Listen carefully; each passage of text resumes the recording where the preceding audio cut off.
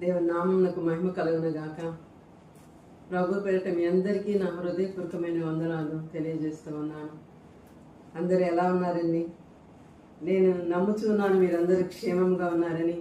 అనుదినము వాక్యం చదువుతూ ప్రార్థనలో దేవునితో గడుపుతూ దినదినము దేవుని సన్నిధిలో మీరు వర్ధిల్లుతున్నారని, దేవుని సన్నిధిలో బలపడుతూ ఉన్నారని నేను ఎంతగానో నమ్ముచు ప్రార్థన చేస్తూ ఉన్నాను.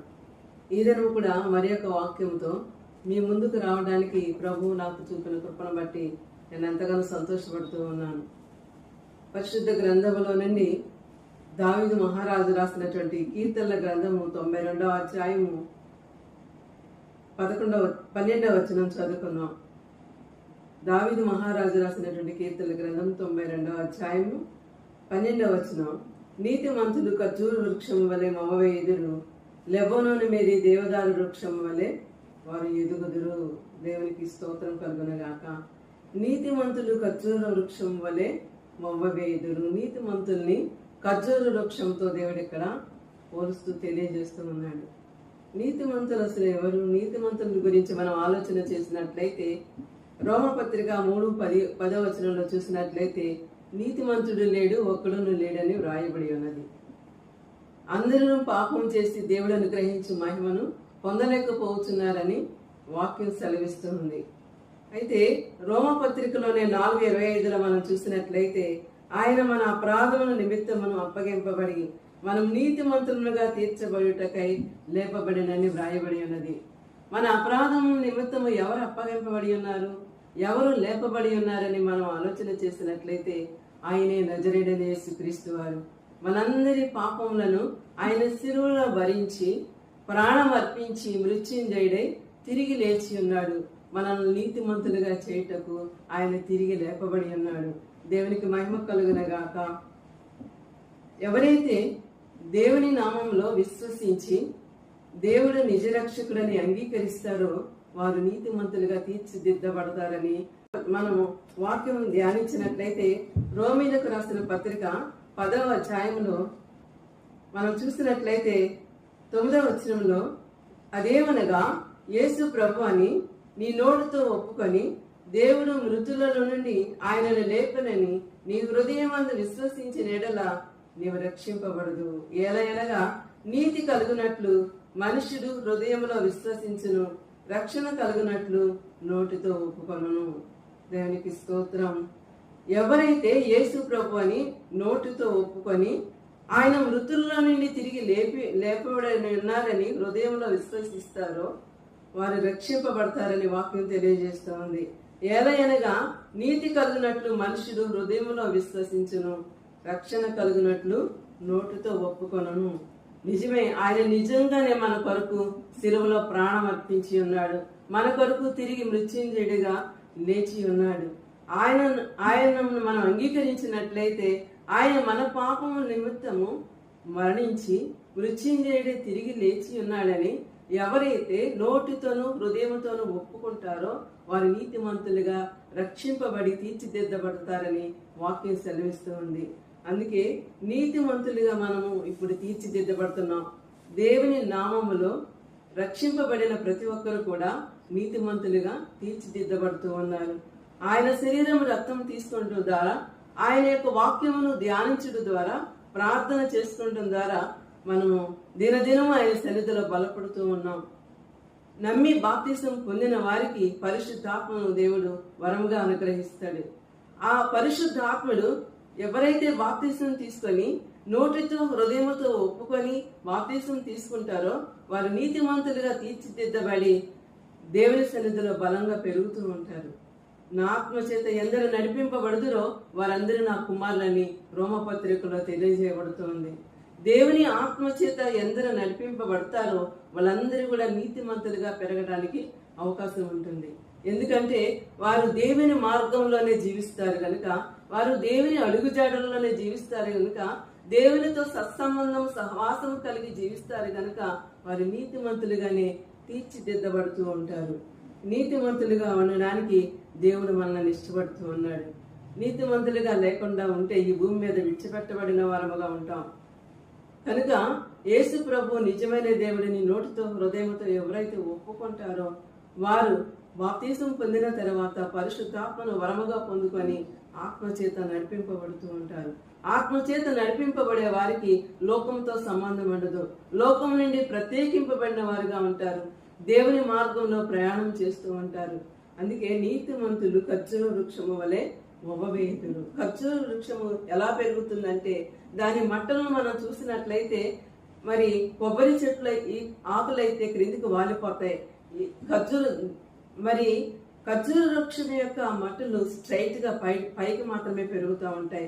అది లోకం వైపు చూసినట్లుగా ఉండదు, కానీ పైకి దేవుని వైపు చూసినట్లుగా దాని యొక్క మట్టలు తిన్నగా స్ట్రైట్ గా పెరుగుతూ ఉంటాయి. అయితే దీని ఆయుష్ కాలం కూడా చాలా కాలం పెరుగుతూ ఉంటుంది. లెబానోను మీద దేవదారు వృక్షం వలె వారు ఎదుగుదురని కూడా వ్రాయబడి ఉన్నది. దేవదారు వృక్షం కూడా కొండల మీద ఎత్తైన ప్రదేశాలలో చాలా ఎత్తుగా పెరిగే మొక్కలుగా మనం చూస్తూ ఉంటాం. ఆ మొక్కలు ఎత్తుగా పెరిగే స్థితిలో నీతిమంతులుగా ఎవరైతే మార్పు చెందుతారో వారు లెబానోను దేవదారు వృక్షం వలె పెరుగుతూ ఉంటారని వాక్యం తెలియజేస్తూ ఉంది. అసలు నీతిమంతులు ఏ రీతిగా ఉంటారంటే నీతిమంతులు నిత్యం కూడా దేవుని సన్నిధిలో వర్ధిల్లుతూ ఉంటారు. వారి వేరు మరి కదలదంట. వారి యొక్క నివాస స్థలము కదలదంట. ఎంతగా స్థిరపడి ఉంటారంటే దేవునిలో. సామెతల గ్రంథము 10వ అధ్యాయము 11వ అధ్యాయం 12వ అధ్యాయం మనం చూసినట్లయితే నీతిమంతులను గురించి ఎంతగానో స్పష్టంగా వ్రాయబడి ఉన్నది. నీతిమంతుల వేరు కదల్చబడదు, నీతిమంతులు చిగురాకు వలె వర్ధిల్లుదరని వ్రాయబడి ఉన్నది. నీతిమంతులు నివసించుట పట్టణమునకు ఎంతో క్షేమకరము, ఆశీర్వాదకరము, పట్టణము వర్ధిల్లుతుందని కూడా వ్రాయబడి ఉన్నది. నీతిమంతులు భూమి మీద ప్రతిఫలము పొందుతారని కూడా వ్రాయబడి ఉన్నది. వారు చిగురాకు వలె అంటే మొక్క పెరుగుతున్నప్పుడు ఎప్పటికీ కూడా చిగురు వస్తూ ఉండి పచ్చగానే ఉంటుంది, కానీ దానిలో వాడిపోయే స్వభావం అనేటువంటిది ఉండదు. నీతిమంతులు దేవుని సన్నిధిలో ఎదుగువారుగా, బలము పొందుకుని వారుగా, తుది శ్వాస వరకు ఆయన సన్నిధిలో భద్రపరచబడిన వారుగా జీవిస్తూ ఉంటారు. వారి చుట్టూ కూడా ఆయన కంచె వేయబడి ఉంటుంది. ఏ కీడు కూడా వారి గుడారము సమీపించకుండా ఆయన భద్రపరుస్తూ ఉంటాడు. ఎందుకంటే బాప్తిసం పొందిన ప్రతి ఒక్కరికి పరిశుద్ధాత్మను వరముగా అనుగ్రహించడం మాత్రమే కాకుండా ఆయన దూతలను వారికి నిత్యము తోడుగా ఆయన అనుగ్రహిస్తాడు. దేవునికి స్తోత్రం కలుగును గాక. ఏ ప్రదేశంలో ఉన్నా, ఏ ప్రాంతంలో ఉన్నా, ఎక్కడికి వెళ్ళినా కూడా ఆత్మ చేత నడిపింపబడుతూ ఉంటారు. ఒకవేళ పొరపాటున దేవుని సన్నిధిలో పెరుగుతూ నీతిమంతులుగా తీర్చిదిద్దబడుతూ మనం ఒకవేళ తొలగిపోతే ఆ సమయంలో కూడా మనతో ఉంటాడు. నీతిమంతుని యొక్క నోరు జీవు పోవటగా ఉంటుంది. నీతిమంతుని నాలుక ప్రశస్తమైన వెండి వలె ఉంటుంది. నీతిమంతుని పెదవులు అనేకములకు ఉపదేశించడానికి ఇష్టపడుతూ ఉంటే మరణం నుండి వారిని రక్షిస్తాడు దేవుడు. అంటే ఈ లోక సంబంధమైన మరణము కాదు, చనిపోయిన తర్వాత 2 మార్గాలు దేవుడు మన ముందు ఉంచాడు. అది నిత్య జీవము, అగ్నిగుండము. నీతిమంతులుగా జీవించిన వారు నిత్య రాజ్యంలోనికి ఆయన నడిపిస్తాడు. దేవునికి మహిమ కలుగునగాక. ఎన్నటికీ వారు కదిలించబడడు. వాళ్ళు స్థిరముగా ఉంటారు, తప్పిపోరు. బాధలను, ఆపదలను తప్పింపబడుతూ ఉంటారు. వారికి అపాయము సంభవించిన ఆయన దూతలు వారితో ఉంటారు కనుక వారు కాపాడుతూ ఉంటారు. దేవునికి మహిమ కలుగునగాక. అంతేకాదు వారు యెహోవా మందిరములో నాటబడిన వారే. వారు మన దేవుని ఆవరణములలో వర్ధిల్లుతూ ఉంటారు.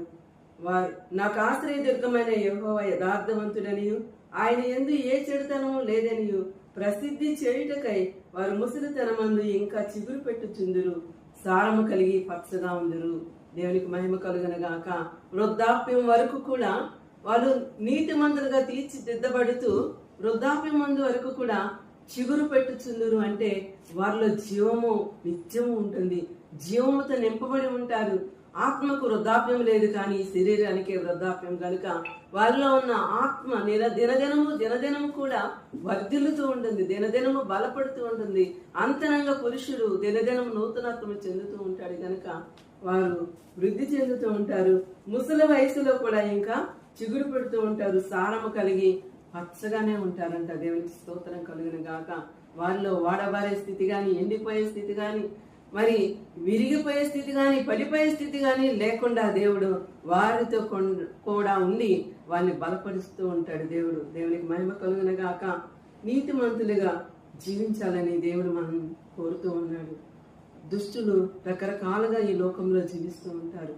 అందుకే వారి సహవాసానికి వెళ్లకుండా, వారి మార్గంలోనికి వెళ్లకుండా నీతిమంతులుగా మనం ఉండాలని దేవుడు మనం కోరుకుంటున్నాడు.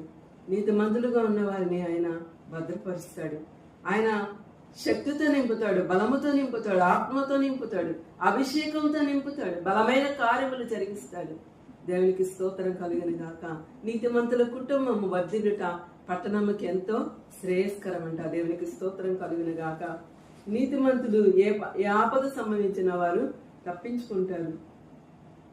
అంతేగాక చిగురాకు వలె వారు వర్ధిల్లుతారని కూడా వాక్యం తెలియజేస్తుంది. దేవునికి స్తోత్రం కలుగును గాక. ఈ రీతిగా దేవుడు మనతో మాట్లాడుతూ ఉన్నాడు.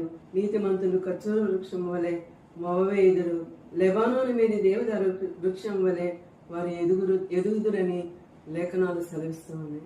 నీవు నేను కూడా నీతిమంతులుగా తీర్చిదిద్దబడాలని ప్రభు ఆశిస్తూ ఉన్నాడు. ఆయన అనుకున్న స్థాయిలో మనం ఉండాలని ఆయన కోరుకుంటున్నాడు. మన యొద్ద నుండి ఆయన ఏమీ ఆశించట్లేదు, కానీ వెండి బంగారములు విలువైనవి ఆయన ఆశించట్లేదు, కానీ ఆయన సన్నిధిలో నీతిమంతులుగా ఉండాలని ఆయన ఇష్టపడుతూ ఉన్నాడు. మన హృదయమును భద్రంగా కాపాడుకుంటూ దేవుని సన్నిధిలో దినదినము ప్రార్థన ద్వారా, వాక్యం ద్వారా బలపడుతూ నీతిమంతులుగా ఉండాలని ప్రభు పేరట కోరుతూ దేవుడి కొద్ది మాటలు దీవించును గాక. ఆమేన్. చిన్న ప్రార్థన. మహాపరిశుద్ధమైన మా తండ్రి, మీకు స్తోత్రాలు. ఇదేనా మీరు మాతో మాట్లాడినందుకు వందనాలు ప్రభా. లోకం నుండి తొలగిపోకుండా, తొట్టెళ్ళకుండా నీతిమంతులుగా మేము బ్రతకడానికి మీ కృపలో మమ్మల్ని భద్రపరచండి. మీ శక్తితో మమ్మల్ని నింపండి, మీ ఆత్మతో మమ్మల్ని నింపండి తండ్రి. మీకు స్తోత్రాలు. వింటున్న నీ బిడ్డలను భద్రపరచండి. వారి చుట్టూ మీ అగ్ని కంచి ఉంచండి. మీ దూతలను వారికి కావలుగా ఉండండి. అయా, మీ సన్నిధిలో నీతిమంతులుగా పెరగడానికి సహాయం చేయమని యేసు అతి పరిశుద్ధమైన నామంలో అడిగి వేడుకొని పొందుకొని నాము తండ్రి. ఆమేన్.